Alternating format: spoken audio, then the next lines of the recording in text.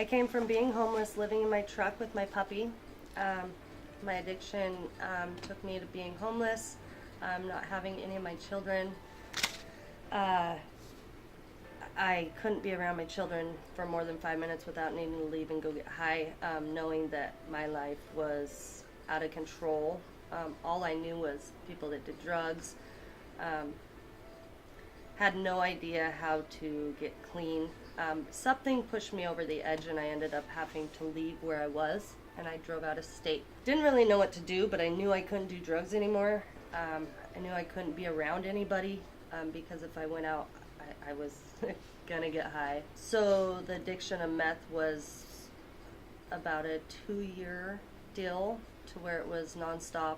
I'd lost everything. Had a very good job at a casino, making almost $100,000 a year. Within about 3 months of starting to do it, because of a guy, I started partying. My house was in foreclosure. I lost my vehicle, lost my job. My kids were leaving with my daughter's father back because I was out of control. We had nothing anymore. I'd known for a long time I needed to stop. I just didn't know how. I just kept running back to the same thing. My name is Travis Reiner-Hearn. I work for, with, and around Robert Smiley and the Hand Up Project. I actually contacted Robert a long time ago, right at about 2 years ago, when I was in a treatment facility for alcohol. I'm a chef, and I owned a couple restaurants. And the last restaurant that I owned, I ended up actually buying a Irish pub. And there's nothing worse for an alcoholic than owning a bar.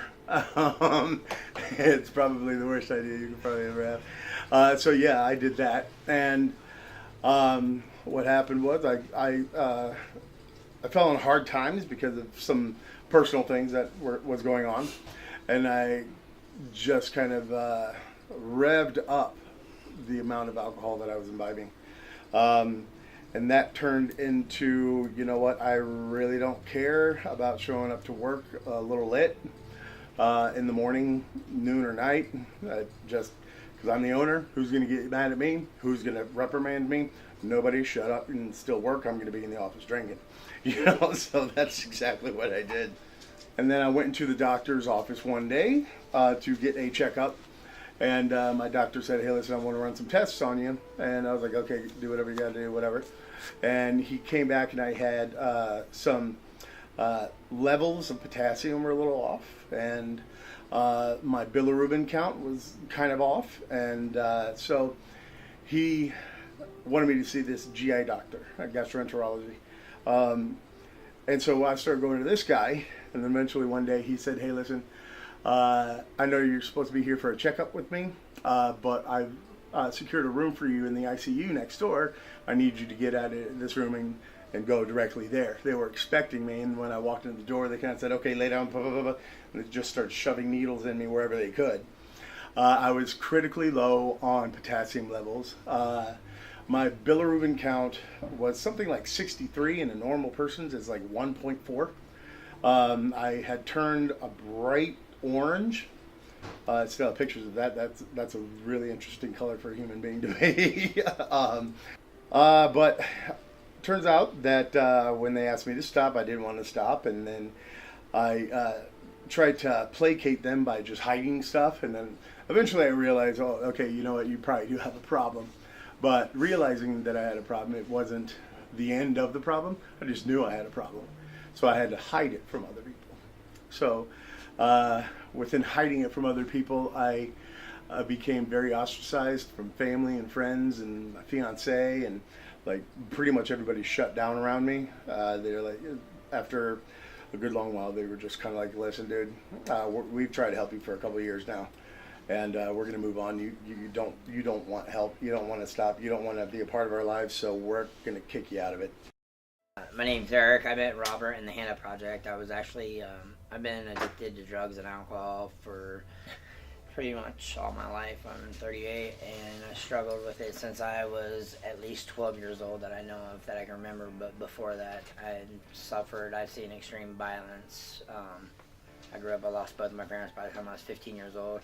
And I grew up addicted to drugs and in gangs, and grew up in a very violent environment with my dad until he died. But I met Robert. I was coming back from Hawaii, and I was on all kinds of pills, and I'd been doing, my addiction really started off was when the doctors gave me, I found out I had rheumatoid arthritis and fibromyalgia and some other stuff wrong with my back when I was in my 20s. And they gave me prescription painkillers, and it was what really launched my full-fledged. Like, before it was just pot. I just smoked pot all my life. And then the doctors gave me painkillers, and that just sent me off the edge, you know what I mean? And I was on pills for pretty much 15 years and abusing them the whole time. And I came back from Hawaii, and I've never been to Seattle. I just wanted to do something different, a new place. I went to the hospital and checked myself in, and they sent me to detox. And I never heard of, I've heard of Alcoholics Anonymous and everything all my life. I never really went to it. And I went to the AA meeting, and I sat there scared because I'd never been to it. I never heard any, I didn't know what I was expecting. I've been to churches and all that all my life, in and out of different things. And I went to the AA, and I heard my story to Alcoholics Anonymous, and I heard people talking, and it was just like I was listening to myself talk through other people, and it was the first time I ever had a connection with anyone like that. And because all my family, they didn't understand addiction, they didn't understand what I was going through, and they pretty much shunned me all my life. And after my mom and dad died, I've been on my own since I was 15. Hi, I'm Mike. Hi, Mike. I've been gainfully employed pretty much my whole life. I've got a 19-year-old daughter that's going to college right now. About 6 months ago, everything kind of went cattywampus on me. I lost my job. A few years ago, I was involved in an accident, and I got addicted to opiates and started to abuse them. And unfortunately, it cost me my career. And I found myself on the street. I was living in my car, and trying to make ends meet, just trying to make it work. I figured if I could just get past that stumbling block, I'd get back on my feet again. And I never got past it. And then my truck broke down, and I was pretty much homeless. I stayed with a couple friends, couch surfed, until I exhausted that. I have a lot of pride. It's hard for me to ask for help. How I found out about Robert Smiley, the housing program, housing vouchers for recovery houses. That's what covers our living when we first get sober. They had told me about it. I actually had gotten into a different recovery house in Marysville. It just wasn't working for me. It was a long way from my daughter. And so I had already kind of connected with Robert on the telephone, and he had told me he had this new house opening up. And I knew I didn't like where I was because I was the only girl in a really big house. So I was pretty scared. So I ended up meeting up with Robert at the Ed Lynn, finally. And so that day, he asked me if I would go and get a couple girls that had stayed one night at the house. And I was like, okay, just for me to be around anybody. So I picked them up and went and took them to get their ID. That very day, I went to the house he was telling me about, which was beautiful, and I never left. Yeah, so it took a while. Came to be that I was came as the house advisor, I guess is what it was. Robert was like my advisor. So I had questions every day. I didn't know what to do. I'm brand new in recovery. Help. I don't know what to do. It was all very overwhelming, but it was also helpful. And then so more people started moving in, and that house just evolved and evolved and evolved. You know, it was I don't know, I just had this focus, like I don't know, Robert gave me this focus, you know, like I don't know, I would have never thought that I was like gonna be able to advise others or stay strong enough through this, or find drugs and be able to throw them away, and because I didn't want it. And my main reason for throwing that kind of stuff away is because I didn't want these other people to find it. Like, I didn't want anything to push them backwards. I lived at the house October of 2015 until the end of July 2016. I mean, it just like stupid psychological things on top of psychological things just kept on going. The best way for you to go to sleep tonight is just get some booze and drink yourself until you can't like move anymore. So I did that for quite some time, and then went to several different rehabs. And the one rehab I went to is the last rehab that I had been in. And I don't know why this one worked for me, but it did. They had a little bit of a different kind of approach. Cascade. Yeah, and I was there for about 2.5, 3 weeks, and I actually followed all the stuff that they told me to follow, and it was very strange because they had like acupuncturists, and you know, kind of being a biker guy from North Georgia in the hills, acupuncture is not something that we all like kind of get down with. It's not like we're going to go to a day spa and be like, yeah, man, what are you doing? Pedicure, acupuncture. You know, I found it very, very, very useful. I actually used the information that they gave me rather than, okay, I've read this book before, because the past couple of places have given it to me. My counselor, when I was there, I said, listen, once I leave here, I go back out on the street. And so I was given 2 phone numbers. And the first guy I called picked up the phone and said, hey, how you doing? What's going on? I talked to him for about 2 minutes. He's like, yeah, give me your name and number. I'll give you a call back in a little bit. It's like, okay. And then the second number was Robert Smiley with the Hand Up Project. If I remember correctly, he was driving on like 5 or something like that. And he said, okay, hold on, I want to talk to you. Let me pull off to the side of the road. And took a little bit of time and talked to me. And I was like, okay, well, this guy is clearly a little bit more focused on it than this guy. So talked to him, and he said, well, listen, here's what we do. Here's how we run it, and this is what I have open if you want it. But I kind of need to know. Within 48 hours, like everything had been worked out. I still had a couple more days to go, but everything, I knew where I was going to be going. I knew I was going to be cool. I knew that it was going to be very, very different. I've never had this type of situation in my life before that, but I knew it would be all right. When I got out, went out to lunch with my mom and got dropped off there, and then essentially after that, it was one of those. I don't want to just sit around here all day long and just hang out with a bunch of people that I don't know doing nothing. So I asked him if I could go roll with him. And he took me out a couple days. We went and we gathered a lot of, like, we went and picked up food. We went and went to one of the offices that he was working with to, like, get some extra books and drop off some pamphlets and stuff like that. We drove by a couple places where he knew some of the people. He kind of introduced me to some of the local people, and he's like, this is one of my new guys right here, and introduced me, and we ended up just kind of rolling around, and I observed what he did, and I was like, okay, cool, you know. What was going on was something that when I went home, I was like, okay, I did something today, you know. Whereas there's been many days where I just woke up, went to the liquor store, and I was like, I didn't do anything, but who cares? I'm going to be knocked out in about half an hour anyway.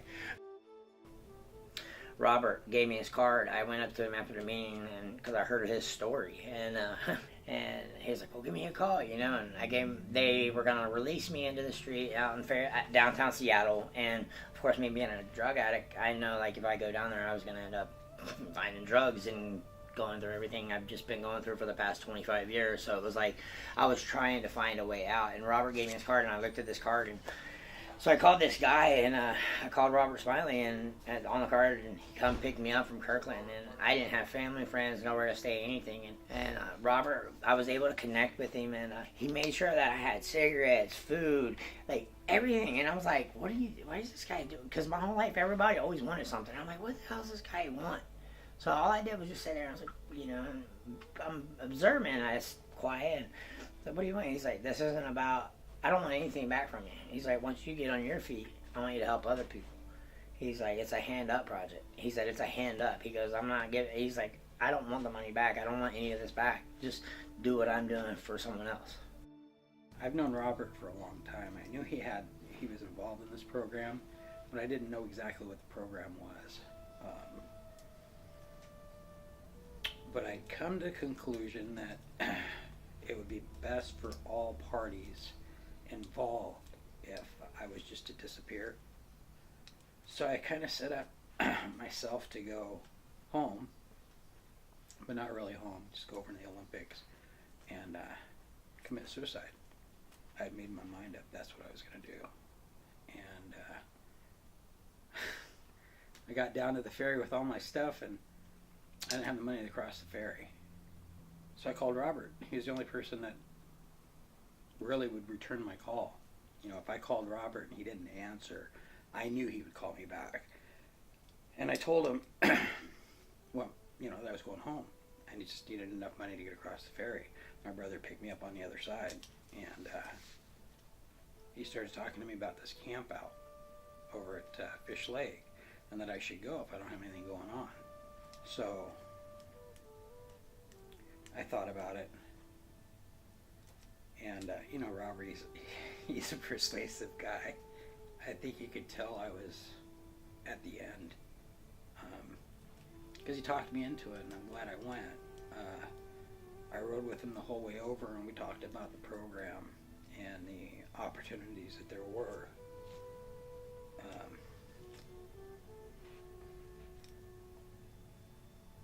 To get my life back on track. And he got me into one of the houses.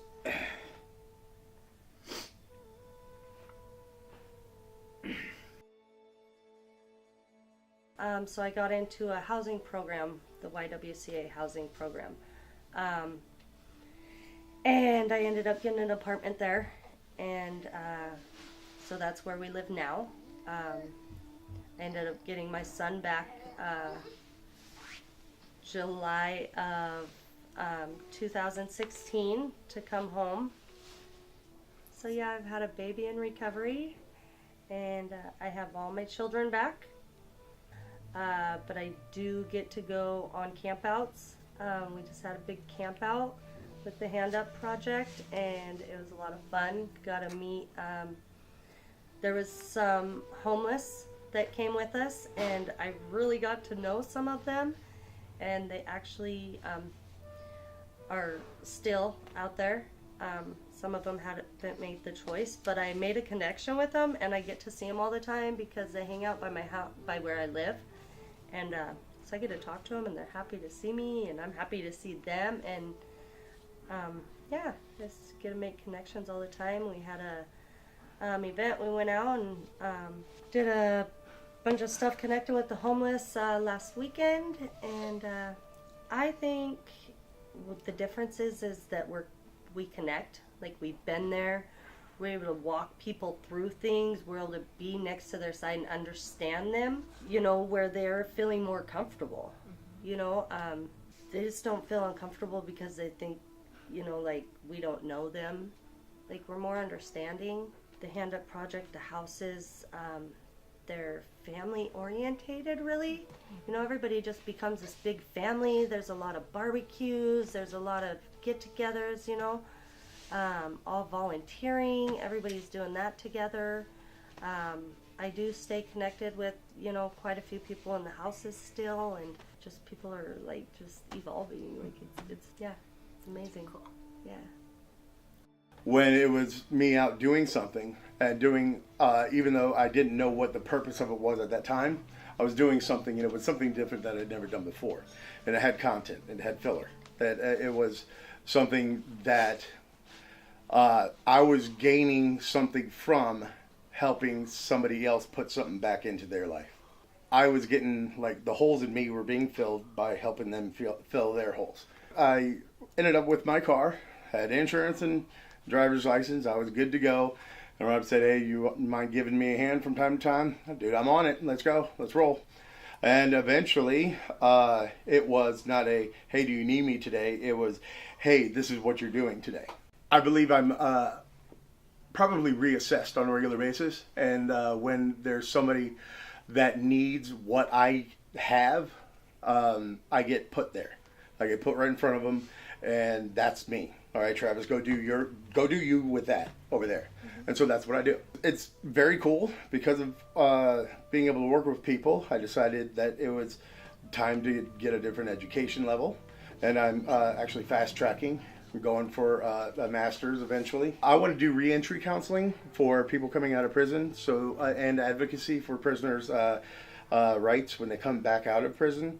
It's considered social human services, but it's psychology. Usually, me being a large fella, when I'm called out to do certain things, I am a bouncer. I am the, hey, you need to calm down, little guys. And so I thought, of course, I was going to be employed with that. That's not what I was utilized for. I was utilized for my ability to talk to these people because we had something in common and I could directly connect to them. And they would have the opportunity to see somebody who was in their position, who is in a completely different position now. It was a lot more fulfilling than I thought it was going to be. And the more I learn about what I have to learn about, the more I'm open to, the more I can probably use a lot of my education and helping a lot of people out there with the stuff that, we do on a daily basis, and it's kind of cool. It's really fun being able to lay your head on your pillow at night and not wonder what thing validated your existence today. It's what validated your existence in the biggest way today is more along the lines of what I now have the capacity of doing. A lot of times these people, when you go out into the streets and go out into the woods, they're completely without anybody that cares about them. And if they know that one person, just one person, gives a shit about them. That was the first time in my life I had a complete stranger just go above and beyond, out of their way, and it was one of the most touching things. So I don't know how, but I ended up getting into, I talked to Robert, and I was talking to him in Jacksonville. And mind you, I only knew this guy a month. And I didn't have anywhere to go in Florida. My family wouldn't let me there. And I'm like, what do I do? What do I do? And he stayed on the phone and just, talked me into, calling different detoxes and stuff. Because I didn't know what to do. And, I was like, what do I do? And he just helped me all the way in Florida. And he's up in Seattle, and he's talking me through this. And I ended up getting into detox in Florida. They paid for me to come out here. And when I got out here, he put me back up in he got a buddy, because this is when he got his first house, and Robert put me in there, and I was held accountable. And I went to the houses that the Hand Up Project has, and I had to go to AA meetings. I had to work with other alcoholics, and I had to live and learn how to resolve problems without violence. And for the first time, I had to learn how to communicate. And, 38 years old, I'm learning to communicate and have relationships with people. And, and I actually relapsed, and that's part of my thing about being out here. I have relapsed, and I got 4 months now.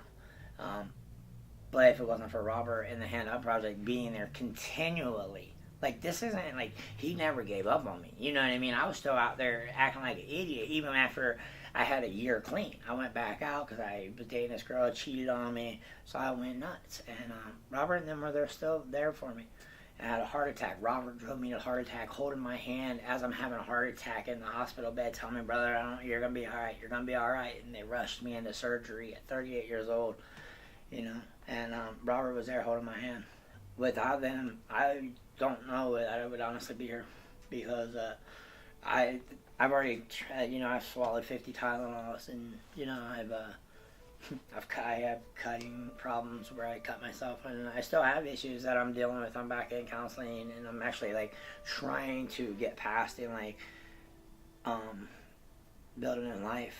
Now I've learned how to correct behaviors and accept my own responsibility and accept my part in things. And without Robert and Teresa and the Hand Up Project, I don't know who I'd be.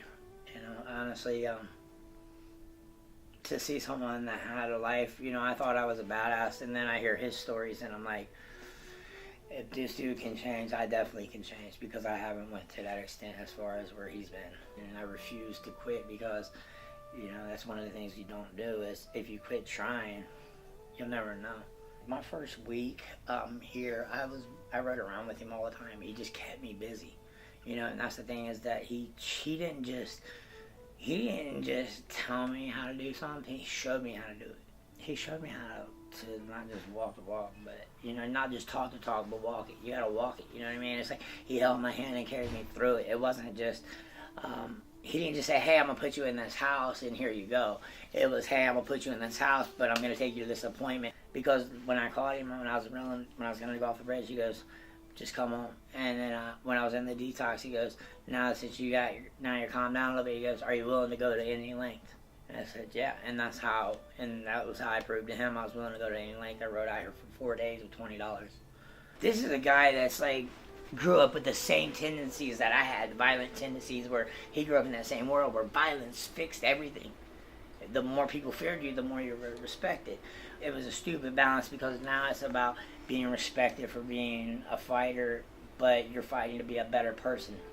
And I tell people the main thing was like, it's like when we were in that lifestyle, all your friends are like, oh, I'm willing to die for you, I'm willing to die for you. If I asked Robert now, I'm willing to die for you, he'd slap the shit out of me. He'd tell me, I want you to live for me, brother. Are you kidding me? You have to follow through. That's the problem, is when people get out of drug treatment, or when they get out of treatment or they get out of prison, it's like you don't have anywhere to go, you don't have a job, you don't have a car. How are you supposed to get back into society? But then I had this person that was willing to walk me through each and every step all the way.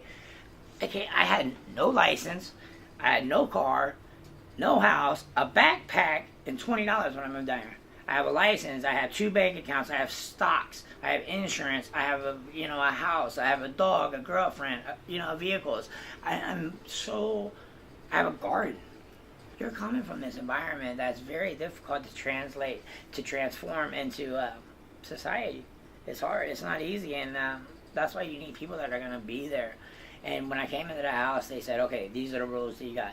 You have rules, you have chores, you have to hit X amount of meetings, you have to be an IOP or working. I mean, there's all these rules, and you are held accountable. And that was the best thing for me, because I've never been held accountable, unless it was by the courts. Without the stability, number one, of having a place to stay, people to make sure that I would get to my appointments. And it really helped having that person there to get me to the meetings, to get me to the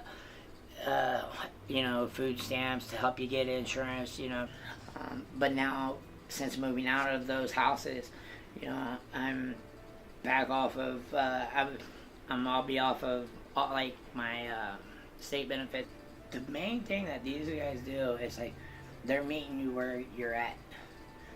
It's not about having you come to them, it's about meeting people where they're at. And that's what Robert did, was he met me where I was at in this point of my life.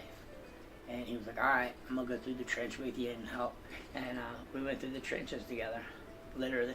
And I'm very grateful, because without Robert, man, I would have died the day when I had my heart attack. I had 100% blockage. So, he's more than just a friend. I was able to finally meet with somebody that knew where I was coming from. And that's what saved me. That's what saved me, was someone that knew where I was at. And without them, I wouldn't be who I am. I definitely wouldn't be sitting here today.